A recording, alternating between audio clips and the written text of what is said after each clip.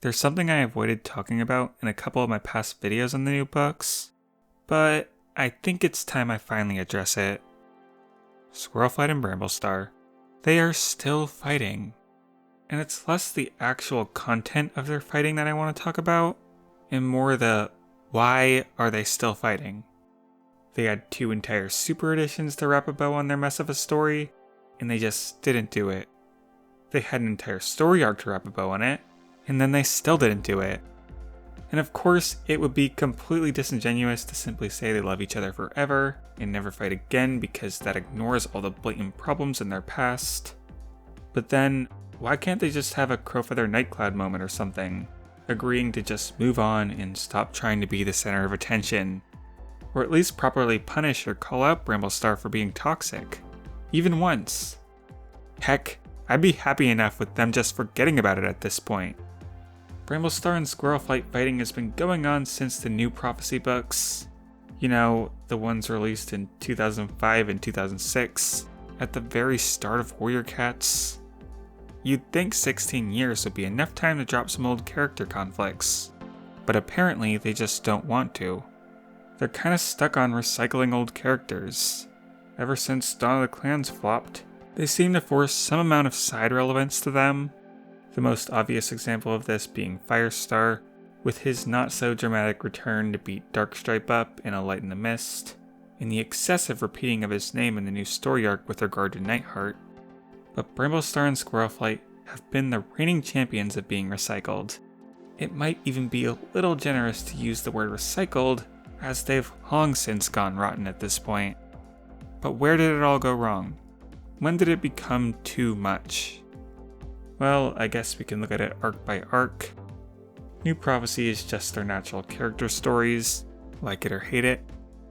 Power of 3 and Omen of the Stars are just extending the original story. They don't take the main role here. They are more supporting. Jayfeather, Lionblaze, and others are way too egocentric for them to really develop much. There is drama with Brambleclaw finding out Squirrelflight lying and all that, but it's not a lot. Even with the fire scene, it's not a lot. Bramblestar's storm was very Bramblestar-centric, unsurprisingly. Love drama exists, but it doesn't take over the narrative. A Vision of Shadows had both cats fairly uninvolved. They had their parts, but they definitely leaned more into the newer characters there. And then there are the elephants in the room, Squirrelflight's Hope, and the Broken Code. No longer of side relevance, now Bramblestar and Squirrelflight were back at center stage. And as a long-term fan, I definitely feel baited when all is said and done. They drag the big names along for the sake of creating interest, but fail to deliver where it counts. It's like they spend all this time decorating this delicious looking cake, but then when you buy the cake, you bite into it and it's just cardboard. So the only edible part is the frosting, and frosting is the most disgusting part of a cake. Squirrelflight and Bramblestar have nothing to say with their stories. They just fight. Specifically, Bramblestar treats Squirrelflight like garbage until some tragic or dramatic moment makes them forget about it, and they pretend to like each other for a minute. And then the cycle repeats. There is so much horrible stuff that Bramblestar does in the Squirrelflight's Hope Super Edition alone that I went over a couple of years back, and that's never resolved. Wacky Squirrelflight coming back from the dead shenanigans fill up the third act of that book instead. The Broken Code also dodges the problem entirely, on account of Bramblestar being missing for a few books. And where I really lost faith that they could say anything with Squirrelflight or Bramblestar was A Light in the Mist. It's Ashfur's final appearance, presumably forever, the 6th book where the previous 5 books' main conflict was Bramblestar being lost and returned, and all the heck Squirrelflight went through in his absence. And it's Firestar, Greystripe, and Bristlefrost who are tasked with saving the day.